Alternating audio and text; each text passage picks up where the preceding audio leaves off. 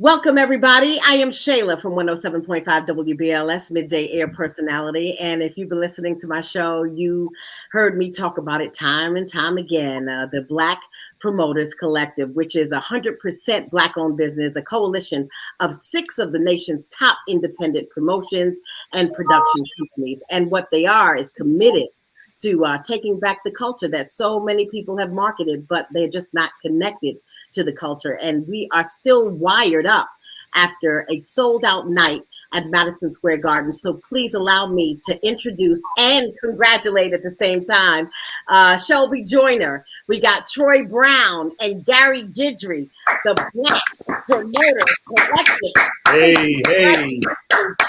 All right. What a wonderful night we had at Madison Square Garden. I would just want to go around the room and just talk about the feeling, because this is right out the gate. Super success right out the gate. Tell me, how did it? Let's go to our Bronx's very own Shelby. Tell me, how did you feel, brother, in the garden for your first night out as the Black Promoters Collective? It was an incredible feeling. Being from the Bronx. When you're in the Bronx, you think about going to Manhattan, right? At first, when you're a little kid, you think that Manhattan is like Hawaii, right? Yeah. So when you finally get there and you see this big arena and this Madison Square Garden, you just think about all of the greats that have been there. All the years that I've been producing shows, I never did a show at the arena at Madison Square Garden. And for us to go there as Black Promoter Collective and look around and see all of my friends and family smiling, everyone happy, it was just an amazing night. And just to be with my brothers, knowing that we put all this together and we came together, it was just a vision like, hey, let's put this Black Promoter Collective thing and see what we can do. And then you turn around a few months later and see yourself in Madison Square Garden selling out the arena. With no seats in the building was just an amazing feeling for me. Yeah. Well, you're like a little brother to me. We've been working together for like 2 decades, and I'm so very proud of you. Like I've mentioned earlier that, we started, the first event I did with you was in the Beacon. It was Monique at the Beacon. And to watch you grow from the Beacon to the Paradise Theater, now selling out the Garden, I am uber proud of you. And I knew, seeing you then, that you had this in you to grow to this extent. Gary and Troy, I want to bring you in and talk about the concept, and if you can take me back to the day when the conversation began. Go ahead, wow. G. you know how it really began for me? When COVID first hit in March. I think I was one of the first cases of catching COVID of within the group that any of us knew, right? Yeah. And so I was in the hospital for like 5 days, and they started the call, and I missed the first call, and they started the call, and I was laying up in the hospital, and I couldn't make the first call. And it was just, at that point, it was just conversation about, we should come together. We seeing what was going on with police and violence and Black Lives Matter. And we started seeing that, it's our time, And so I'm laying in the hospital bed, and I get out. Finally have a chance to connect on the next call. And I was blown away by the progress that had been made thus far. And so, when you have a life-changing thing that comes about and you almost, I had blood clots in my lungs and everything. They didn't know how to treat it. And I was barely breathing, like 20%. And I fought my way back and, and then made the next call. And I was coughing and trying to stumble my way through it. And I was amazed at the progress that was being made and the positive synergy amongst the guys on the call. Now, all of us didn't make it to the end. We had to kind of start to weed some out, because we wanted the best of the best. Right. And we got some good brothers that, didn't necessarily make it into the final 6, but they're still good people and good brothers. And we'll still be doing business with other Black promoters out there around the nation. But it started there. It started with COVID slowing us down, and sometimes God sits you down and he says, hey man, take a moment, let me talk to you. And so in that moment of just silence, I was able to gather my thoughts and express how I was feeling about the industry, being a national promoter, not being able to get A-list talent. But I'm doing national tours, but I can't get a Mary J. Blige. But then you got Shelby Joyner, who's in New York. He don't have a national presence, but if you come, it's like the tax man. Like New York, East Coast, you got tolls everywhere up there. If you're gonna pass through my territory, you gotta pay. So Shelby was that guy. I don't care if whatever big tour you got. Shelby was the partner for all of the big top names in the world that comes through New York. And so we just started finding synergy. And what Troy was doing with digital and marketing and brands and music festivals, just in the big music festival space, we're like, man, guys, we really have something here. We really, really got something. And so we just found a way to make it happen, man. The dream became a reality. All right. Troy? Yeah, I think Gary just really encapsulated it really well. I think one of the things that he didn't share was that he was the first to catch COVID, right? And by the grace of God, he came back strong from it. I then caught COVID. Shelby got caught COVID. So it was clear that this was a clarion call for us in the midst of all that was going on: social unrest, BLM, violence, economic distress within our community. This is about us coming together to build a business, but also really to build a legacy for those that come after us. We think about, there's a piece of seminal art, piece of Black artwork that so many of us have, right? That He Ain't Heavy picture, where they're reaching over the fence for those to come after us. And that's what we're really focused on, right? All of us have had a significant amount of individual success, right? But the scriptures say, to whom much is given, much is required. And we know that. So, not to get too heavy, but, look, we pray with each other every meeting. And, we're focused on a lot. Is it just touring? No, it's media, it's entertainment, it's brand partnerships. We're focused on social good, social partnerships, giving back to our communities, doing internships, looking for the best and brightest of talent, folks that look like us, folks that care about the things that we care about. And I think that's why it's really starting to resonate, honestly, why artists are starting to gravitate towards us, because it feels different than, what some other corporate entities might care about. Right. So, it's just like walking down the street. When we see each other, we know what this means. That unto itself is several sentences.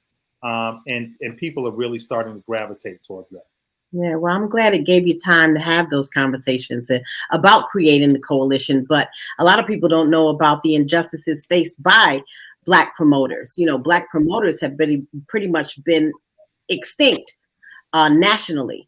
Can you talk about some of the things you have seen that you'd like to change within the coalition? Oh, yeah. Yeah, I mean, sometimes we walk in a room, they have this rule. It's called 50% rule or 10% rule, right? When we walk in the room, they look at us as minority promoters, and the agents automatically say, hey, if you want this artist, 50%. If a big box agency walks in the room and they say, I want this artist, they say, hey, you got to pay 10% deposit. So the rules is a little different until you really, really, really represent in a way that they know, okay, this guy right here, Shelby Joyner from SJ Presents, he's doing 40 to 50 shows. Okay, now he's kind of one of us, right? But what about the small promoters that's coming into business that can't afford to put 50% up, right? You know what I'm saying? Sometimes they'll say, okay, listen, we'll give you a deal on Mary J. Blige from one market. What about the young promoters that's coming in the game that have the ability to do 30 markets? So when they look at us as the Black Promoter Collective, okay, those dreams come true. And they say, okay, we could be like the Black Promoter Collective and actually do national tours, instead of being guys that's just in one market. Because if you could sell one market, usually you could sell 30. It's the same rules apply, different people, same talent. So I think that by people really seeing the Black Promoters Collective move in a way where we have morals, values, and principles, and we're great promoters and great businessmen, it's going to open up the doors for a lot of other promoters. Yeah, because a lot of these promoters still have those sweetheart deals with buildings. They all have like personal relationships uh, that I think for Black promoters can tend to be hurdles. How do you deal with that, Gary? Well, I think with Black promoters in general, the hurdles that we face, it when you look at hurdles as just a Black man in general, not just promotion. Yeah. I mean, you can want to sell ice cream out of a truck, and there's hurdles. So just wearing this skin color. So just being Black man, in business in general. So then you take our industry, where it is shaped and narrated by people who don't look like us. And you have the biggest tours in the world with our people, our culture. And when it's an artist like Beyonce, Beyonce's biggest in the world. You put her on sale, she's going to sell, right? Really easy. She can, one social media post, sell out. But what about the other artists that actually need some grassroots effort? What about the other artists that need people to really go into the barbershops and beauty shops and beat the block, as we say? The old school way of just reaching into the community. So those are the hurdles that we're able to overcome. But there's an assumption that we can't do that, or we can't pay that, or we can't afford that. The money is not as green, or it's not as strong. It's not, you don't have the proper backing. You don't have the proper, it's like you don't have the proper something, and we can have all the pieces, but there's a perception that when you walk in the room that you don't have something. Yeah, you can do this, but you can't do that. And so what we're trying to change is, yes, we can. We just come out of a presidency before the last president was with a yes, we can. And so here we are with, regurgitating that, yes, we can. Yes, we can as Black men, Black women. We can stand up, overcome those hurdles, and actually deliver. We can deliver New Edition in the Garden sold out. We can deliver Millennium Tour sold out, with acts that they say shouldn't be, they're not A-listers, in a sense of A-listers. We can sell out arenas with just a good old nostalgia show. So what do you think we can do if we ever get the chance to promote an Adele or Beyonce? What do you think we'll do? Maybe she'll play 5 sold out shows at a stadium instead of 2 sold out shows. Who knows? Sky's the limit for us. Yeah, well, you're definitely off to a great start, because out the gate, Maxwell trusts you with the night tour. And now Mary J. Blige has given you Good Morning Gorgeous, the tour, which is hey, how about that? Major, to trust you with her album and her brand. So tell me, how does that feel, knowing that you've gotten this kind of trust from Maxwell and New Edition and Charlie Wilson and Jodeci and right out the gate? Tell me how does that feel? I mean, I'll hop in real quick. Yeah, I think it's, Gary touched on something, right? When they, there's always a question, or they're trying to chip away. I think what they're starting to find out now is that, listen, we've got a bench, right? So they look at it, well, are they solopreneurs? Do they have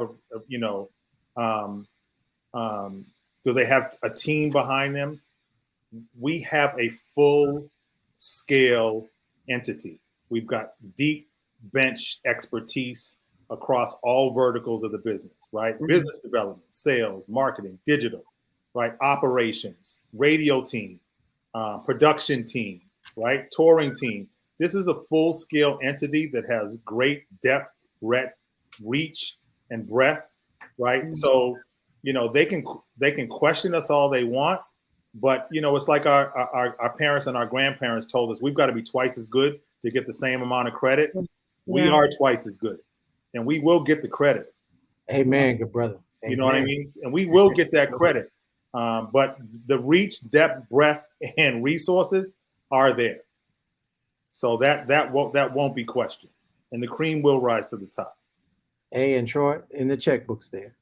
and I said the resources. I was trying to be good, but I said the resources. Yeah. Right. We want this interview to go across the world, man, and that's the biggest thing, Shaila, that they hit us with is, is the money there? It's like no matter, how many zeros get added to a bank account, they say, is the money there? You sell out the garden, but is the money there? Right. And so at some point, they'll just know that the money's there. So what do you want to do for artists, for the culture? I know we've talked about concerts, but I know you want to take the collective a little further. You want it to hit the community.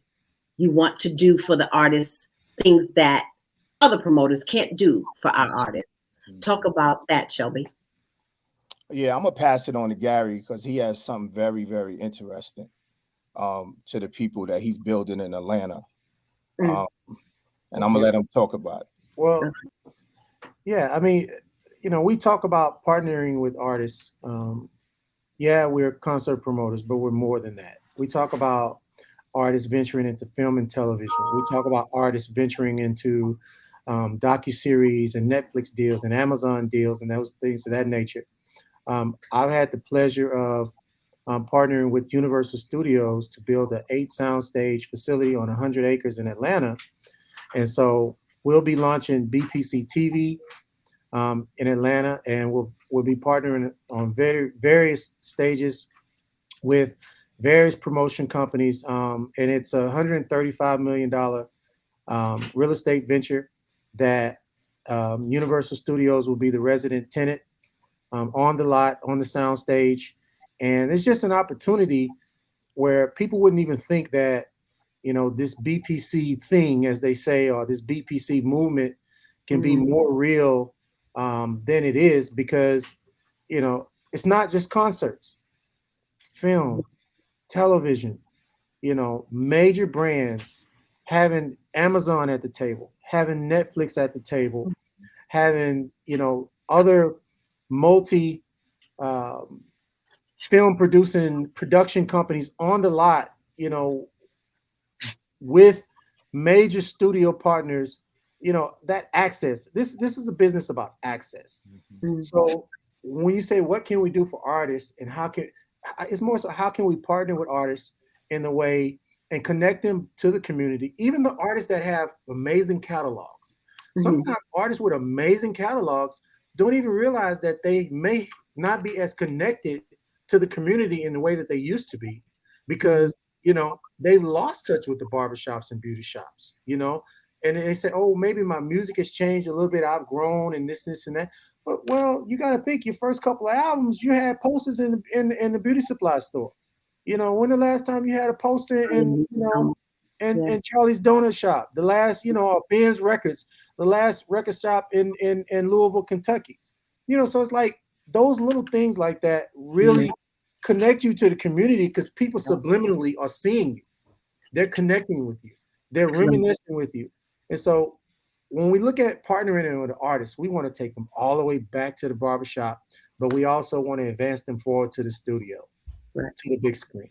Yeah, I guess that's what the plan is when you say the company will be working to partner with smaller venues and cultivate new talent to help create more work for us and put more money back into the community. Am I right, Troy? Absolutely. That's exactly it. Gary just hit it right on the head. It's about us creating economic impact, right? We know the economic impact that we drive everywhere we go, whether it's a tour, whether it's a festival, pre, during, and post show, right? So Gary's talking about barbershops, salons, restaurants, parking, travel. People are traveling to see these shows. So we know what these tours drive as it relates to economic impact into our communities. And we don't just want to take, we want to give back, right? So what does it look like for us to give back to social impact, kids programs, community development, so forth and so on? Like that is important. This culture tour, I called it Euphoria Mania, because sitting in the garden, hearing women 50 years old talking about, Johnny Gill and he's mine and nobody better not touch such and such, and creating t-shirts with Johnny on the back, Bobby on the back. what did that, because I'm sure as you walked around the garden, you got a feeling of that nostalgia as well. What did that do for you, being the concert promoters? I mean, you look at things like that, and you look at Yeah. people's eyes, right, when they're witnessing this show, and Hmm. it takes them back to when they was younger, Oh right? yeah. When you're Yeah. younger, Bobby Brown is mine, Right. Johnny is mine, right? Yeah. And we I'm look at sitting in them the now, audience hearing them saying it. yeah, you look at them, and sometimes people be like, they're old, but hey, we got older as well. Right. So it doesn't change the infatuation and the love that you have for these groups. Yeah. The sound is the sound. It Hmm. puts you back into a place where certain memories, Oh yeah. Yeah. automatically come in your head, and you just want to be that kid again, right? Yeah. And Absolutely. yeah, and that's what we deliver. We're trying to deliver experience to people where they actually could get their childhood back, just for that moment. There's a lot going on in the world, with Hmm. pandemics and wars. But when you're in that arena and you're just listening to that music, you forget about all your issues and all your problems, Mhm. right? And Yeah. so it's big for us as the Black Promoter Collective to deliver that experience to people on a regular basis. Right. So, what can we do, those who are watching, to do to help the Black Promoters Collective to push you on to more success? What can we do? Well, I think the first thing that you can do, or we can do as a culture, is Mhm. support. When you say support, people often think of uh, just buy a ticket. Of course, that supports financially, but also it spread the word, spread the message. That is more than just that monetary value of that single ticket. It's about a culture. It's about having something narrated and curated to you and for you by people who actually live these lyrics. We just talked about the new edition of dancing or whatever. Mhm. They could have easily been sold by one of the big box, promotion companies out there where the person in that cubicle don't even know any of the words. Right. But we live these words. We danced in our living rooms to these lyrics. So who better can market that and narrate that than people who actually like Troy say, when you do this on the street, we know what that means. Exactly You what it bob means. your head to somebody, you give them a nod, you give them, just a gesture. Like culturally, you know what that means. So people can support, by spreading the word of the culture. And they can go to bpctickets.com to know what we have coming, all the things that we have going. They can go to blackpromoterscollective.com as well as at Black Promoters Collective on all of the social channels, including YouTube and Instagram, Facebook. And, if they got a platform, we're on it. Right, Troy? Absolutely. Follow us, So, follow us, yeah, man, follow us. just No question. follow us. And we're hoping to be able to continue to announce amazing things, as well as let you know some of our other initiatives about things like internships and scholarships and things that are coming down the pipe that we're currently working on now. So, it's not just about knowing what's coming next so you can buy something, but it's also about being informed on how you can get something. Right. Yeah. Also, I think somebody talked about reaching back and pulling forward. What about budding promoters? Is there an initiative for that? Because I'm sure there's so many who would love to be a part of this world, but they just don't even know how to begin. Yeah, we talk about that a lot, and Mhm. and we talk about how can we go into certain markets and pull a lot of the smaller promoters up, right? So they Right. can feel like they really have an alliance, right? That represent them, but at the same time they getting a small piece of the pie, right? Because a Right. bunch of small pieces equal one large piece, right? Mhm. So right now, what we're trying to do is establish our presence and our company, let people know that we're really a option out there, right? Because we're not going to get every act, right? Mhm. But as long as they look at us as an option, we have more of a pie to spread the love, Right. right? And as far as the social justice piece, Until Freedom, who is spearheaded by my son Lennon and Tamika Mallory, we're about to go into a partnership with them as well, because they get out Right. on the front lines every day and fight for our communities. And a lot of times people just look at them as, okay, anybody could do it. But we have to support them, right? Because Right. they get a lot of things, laws passed, They're out there fighting for our brothers and sisters that's getting shot by police, right? They're trying to stop Black murder, right? So companies like that, we must support, right? So it can't just be about, hey, what could you do for me? What can we do for you? So if people feel like it's something that we can do for them and their community, go to our socials. You know, we look at all our comments. You know, we don't have people that just sit there and just look at our comments. We actually look at it. So if it's anything that people have out there that they feel like, hey, Black Promoter Collective, this is what you guys can do, our ears is wide open. Mm-hmm. If you can tell me where you'd like to be 5 years from now, where would you like to see Black Promoters Collective? Because we need to get you there. Honestly, from your lips to God's ears, right? We want to be $1 billion company, right? We want to employ, 500, 1,000 people of color. We want to have an internship program where we could pull from, all the HBCUs, PWIs, right? Have the biggest, best, brightest, beautiful Black talent, across all sectors, right? As I said, marketing, digital, business development, data scientists, right? All of those things, right?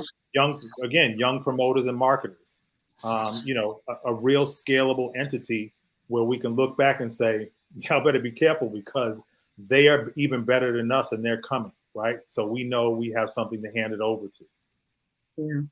Well, you've got us behind you. 107.5 WBLS is in your corner. We have been for many, many years, and we'll be there when you need us. When you ask us, you down with BPC? Yeah, you know me. Yeah. I'll tell you something. You get the T-shirt. I want some of it. All right. All right. Hey, merchandising coming. Merchandising coming. The merchandising. Yes. The merchandise we definitely want to spread the movement and allow people to be able to share the culture through merchandising as well.